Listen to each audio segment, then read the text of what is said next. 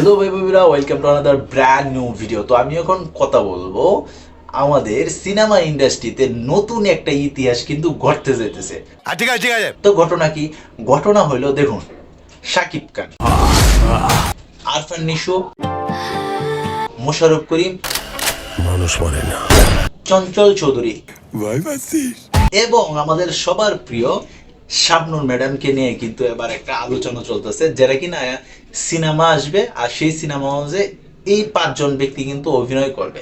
কিন্তু এই সিনেমাটা তিনটা ভাগে কিন্তু রিলিজ দেওয়া হবে, মানে 3 বছরে 3টা সিনেমা আসবে।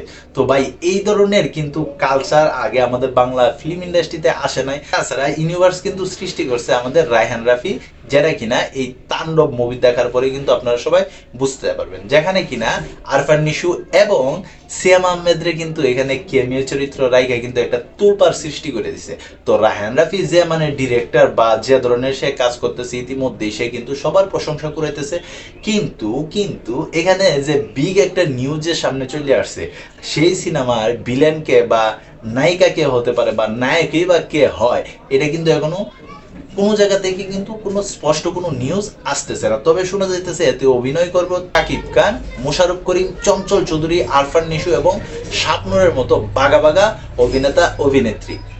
তো ভাই, তোমরা যারা এই ধরনের নিউজ দেখো বা এই ধরনের খবর শুনো, তোমাদের কাছে এই ভিডিওটা কেমন লাগছে অবশ্যই তোমরা কমেন্ট সেকশনে জানাইতে পারো। আর তোমরা যারা এই ধরনের ভিডিও দেখতে পছন্দ করো, অবশ্যই চ্যানেলটাকে সাবস্ক্রাইব করে পাশে থাকতে পারো। তো এই ছিল এখনকার মতো ভিডিও। তো সবাই ভালো থাকবা, সুস্থ থাকবা, কাছের মানুষটার ভালো রাখবা। ধন্যবাদ সবাইকে, আল্লাহ হাফিজ।